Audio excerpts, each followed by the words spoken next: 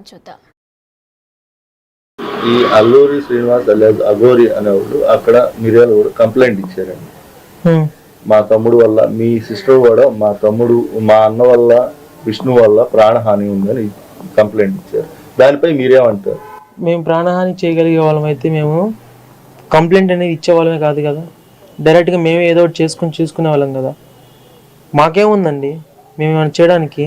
మా దగ్గర ఏమీ లేకే కదా మిమ్మల్ని ఆశ్రయించి మేము పోరాడుతుంది. అయితే నేను పోలీస్ స్టేషన్లో సిఐ గారిని కలిశాను. ఎక్కడ కలిసారు? మంగళగిరి స్టేషన్లో సిఐ గారిని కలిశానండి. సిఐ గారు ఆ పిల్ల మేజరు అంతకుముందే మీ మీద కంప్లైంట్ ఇచ్చింది, నేను ఇలా లేడీ గారు తెలుపుదా మా అమ్మ వాళ్ళతో ఉండదని చెప్పి అంతకుముందే కంప్లైంట్ ఇచ్చింది. అప్పుడు కూడా మిమ్మల్ని పిలిచి చెప్పడం జరిగింది. అలాగే ఇప్పుడు వెళ్ళిపోయి కూడా మీడియాలో నేను అంతా మెంటల్లీ అంతా పర్ఫెక్ట్గా ఉన్నాను, నేను అంతా మేజర్ని అని చెప్పని ఆ పిల్లకి అంత కరాఖండ చూస్తుంది. కాబట్టి మేమేం చేయలేము. మీ దగ్గర కూడా మానసికంగా బాధని ఎటువంటి సర్టిఫికేట్ కూడా లేదు కాబట్టి మేమేం చేయలేము అని చెప్పారు. సిఏ గారు అన్నారు. కొంచెం పిలిపించి ఒకసారి మానసికంగా వైద్యులు చేయించండి సార్ అంటేను ఆ పిల్ల మేజర్ అయిపోయింది రా అబ్బాయి, మేమేం చేయలేము అని చెప్పని సిఏ గారు అంటాం జరిగింది. పైగా ఇప్పుడు ఆ అమ్మాయి వచ్చేసరికి ఆ లేడీ అగురితోని కోటపల్లిలోని ఒక ఇంట్లో ఉంది. ఆ ఇంట్లో మీ చెల్లి లాంటి వాళ్ళు ఇంకొక 5 ఉన్నారు. ఇద్దరేమో పెళ్ళైన వాళ్ళు, ముగ్గురేమో పెళ్లి కాని వాళ్ళు, ఆడపిల్లలేను అని చెప్పని సిఏ గారు చెప్పడం జరిగింది. అది ఏదేమైనా మీ చెల్లె డిసైడ్ చేసుకుని రావాలి, కానీ మీ చెల్లి కరాఖండిగా మీరు వద్దని చెప్పేస్తుంది. కంప్లైంట్ ఇచ్చింది, ప్రాణహాని ఉంది నా కుటుంబం వల్ల, విష్ణు వల్ల అని పదే మీడియాలో చెప్తున్నారు. ప్రాణహాని చేయడానికి నేనేం చేస్తానండి? నేను ఇప్పుడు ఏం చేస్తున్నాను? నా దగ్గర ఏముందని చేస్తాను ప్రాణహాని? ఏమైనా చేయడానికి నా దగ్గర ఏమైనా స్కోప్ ఉందా చెప్పండి? ఏముంది? నేనేం చేస్తాను ప్రాణహాని? నేను ప్రాణహాని చేసేవాడిని అయితే డైరెక్ట్గా వెళ్ళి ఎదుర్కొనేవాడిని, కానీ ఇలా పోలీసులను ఆశ్రయించేవాడికి అయితే కాదు, మీడియాని ఆశ్రయించేవాడిని కాదు. ఏది నేను కూడా ఇంకా సిఏ గారు చెప్పిన మాటలను బట్టి నేను ఇక వదిలేసుకుందాము. మీడియా అయితే నాకు చాలా బాగా సపోర్ట్ చేసింది. మీ బిగ్ టీవీ కానివ్వండి, ఇంకా ఇతర మీడియా ఛానల్స్ కానివ్వండి, నాకు చాలా బాగా సపోర్ట్ చేశారు. ఇంకా నేను వదిలేసుకుందాము. ఈ 2 తెలుగు ఇక్కడ ఊర్లోనే తిరగలేకపోతున్నాను. మామూలుగా వెళ్ళి ఏదైనా టిఫిన్ తెచ్చుకుంటా బయటకు కూడా వెళ్ళలేకపోతున్నాను. అంటే ఎందువల్ల వెళ్ళలేకపోతున్నారు? ఏం జరిగింది? ఇలా మీడియా అంతా గుచ్చిగా ఆ పిల్ల చేసిన పనికి కానీ, ఆ లేడీ గారి చేసిన పనికి కానీ ఇలా పేరంతా బాగా ఖరాబ్ అయిపోయి వెళ్ళలేకపోతున్నాం. బాగా వీడియోస్ ట్రోల్స్ అవడం కానీ, అందుకని ఈ 2 తెలుగు రాష్ట్రాల్లో ఇంకెక్కడ ఉండలేమని చెప్పని ఏదో ఎక్కడో చోటుకి వెళ్ళి బతుకు తెరువు కోసం ఏదో పని చేసుకోవాలి. కాబట్టి మేము ఇంకెన్నాళ్ళని పోరాడతాము. మాకు పని చేస్తేనే మాకు ఇల్లు గడుస్తుంది. సో మేము ఇంకా ఏం పని చేయటంతో మీ నాన్న పరిస్థితి, ఆరోగ్య పరిస్థితి బాగాలేదు కాబట్టి ఊరు వదిలి వెళ్ళిపోతున్నారు అని అంటే ఆయన పరిస్థితి ఎలా ఉంటుంది? పర్లేదండి, నేను చూసుకుంటాను మా నాన్నగారి గురించి. నేను ఏదైనా ఒక చిన్న షాప్ అయినా పెట్టుకోగలను, లేదా ఆ ర్యాపిడో, ఊబర్ ఇలాంటివి ఏమన్నా చేసుకోగలను. నేను పర్లేదు. మొన్నటిదాకా కూడా అలానే చేసుకున్నాను. మళ్ళీ అడుగుతున్నాను, ఎందుకు అంటే వాళ్ళకి భయపడి మీరు ఊరు వదిలి వెళ్ళిపోతున్నారా లేకపోతే ఏంటండి? ఇక్కడ చూస్తుంటే పోలీసులు కూడా ఏమీ చేయలేకపోతున్నారు, ప్రభుత్వం పట్టించుకోలేకపోతున్నారు. కానీ మీడియా ఒక్కటి మాత్రం మాకు బాగా సపోర్ట్ చేస్తుంది. కానీ ప్రభుత్వం కానీ పోలీసులు కానీ ఎవరు ఏమీ చేయలేకపోతున్నారు.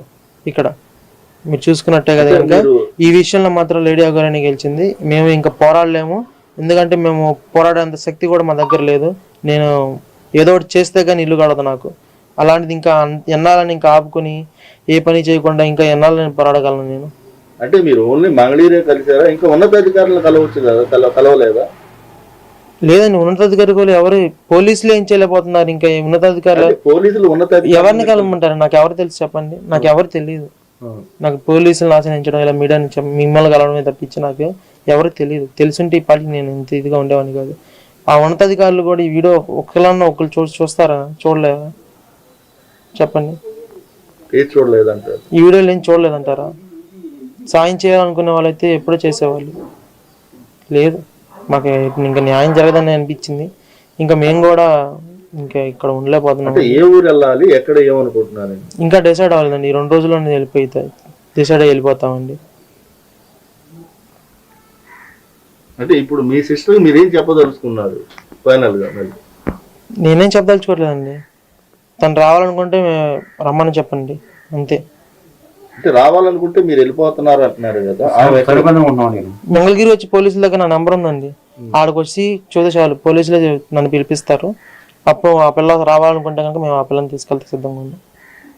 అంటే వస్తుందని మీరు అనుకుంటున్నారు? అంటే ప్రాణహాని ఉందని కంప్లైంట్ ఇచ్చిన అమ్మాయి మీ దగ్గరికి వస్తుందని మీరు అనుకుంటారా? లేదండి, నా కంప్లైంట్ నాకైతే అనుకోవట్లేదు. మీరు చూడొచ్చు, ఇప్పుడు ఆమె దగ్గరుండి ఇక్కడే ఎక్కడెక్కడ ఇంటర్వ్యూ ఇచ్చిందండి, హైవే మీద, రోడ్ల మీద. రేపు ఎప్పుడైనా చెప్పడానికి బాధగా ఉంది. ఆమెతో పాటు ఉంటే మాత్రం బాత్రూమ్కి వెళ్ళాలన్నా, ఒక స్నానం అన్నా సరే ఎక్కడ చేస్తారండి? రోడ్ల మీద తిరుగుతున్నారు, ఎక్కడ చేస్తారు? ఒక బాత్రూమ్ అయినా సరే రోడ్డు మీద చేయాల్సి వస్తుంది. అదొకటి గుర్తుంచుకోమనండి, ఒకసారి తనను ఆలోచించుకోమనండి. మనం పెంచిన విధానం ఎలా ఉందండి? ఎక్కడైనా ఒకసారి బయటికి వెళ్ళినప్పుడు మనం యూరిన్ టాయిలెట్ ఏదైనా వస్తే మాత్రం ఏదైనా పెద్ద హోటల్లోకి కానీ వెళ్ళి అలా వెళ్ళి మనం కాలు గుర్తెళ్ళి తీర్చుకునేవాళ్ళం. ఇప్పుడు ఆ స్కోప్ వాళ్ళకి లేదు, ఎవరు రానిరు కూడా. ఇప్పుడు అవన్నీ ఆ పిల్ల ఆలోచించుకుని రావడమా, ఆమెతోనే ఉండిపోవడమా అనేది ఇంకా ఆ పిల్ల ఇష్టం. మేము ఇంకా వదిలేసుకుంటున్నాం, మాకు పరువు చాలా పోతుంది. అందుకని ఇంక మేము కూడా దూరంగా వెళ్ళిపోదాము, వదిలేసుకుందాం అని చెప్పి డిసైడ్ చేసుకున్నాం. కోటయ్య గారు, అంటే ఇప్పుడు మొదటి దశ అయిపోయింది, ఇంకా 12 దశలు ఉన్నాయి, ఇంకా చేయాలి పూజలు అని, నేను అక్కడే ఉంటాను అని మీ అమ్మాయి చెప్తుంది. మీరేమంటున్నారు? నేను పిల్లల్ని వదిలేసుకున్నాను అండి, చచ్చిపోయింది అనుకుంటున్నాను. పిల్ల చనిపోయిందని అనుకుంటున్నాను, నాకుందొక బిడ్డ అనుకుంటున్నాను. ఎందుకంటే మీ మీడియా వాళ్ళు మాకు ఇంత హెల్ప్ చేస్తున్నా సరే, కనీసం సత్యరీత్యా సార్వభౌమాధికారం వాళ్ళ చేతిలో ఉండే పోలీసులు కూడా మాకు అగౌరి మీద కేసు కడతాకే భయపడుతున్నారు. మరి మన డిప్యూటీ సీఎం పవన్ కళ్యాణ్ గారు ఆడపిల్లలను ట్రాప్ చేస్తున్నారని చెప్పి గత ప్రభుత్వాన్ని నిందించిన మాటలు మనం చాలా ప్రశ్నించిన మాటలు చాలా విన్నాం. మరి ఇప్పుడు ఆయన ప్రభుత్వ హయాంలోనే నా బిడ్డ అపహరించబడితే మరి ఆయన్ని వేడుకొని నేను దండం పెట్టి వేడుకున్నా. ఆయన చూసే ఉంటారు కదా వీడియో. మరి ఆయన సనాతన ధర్మాన్ని కాపాడుతారని నేను ఇప్పటికీ నమ్ముతున్నాను. మరి ఆయన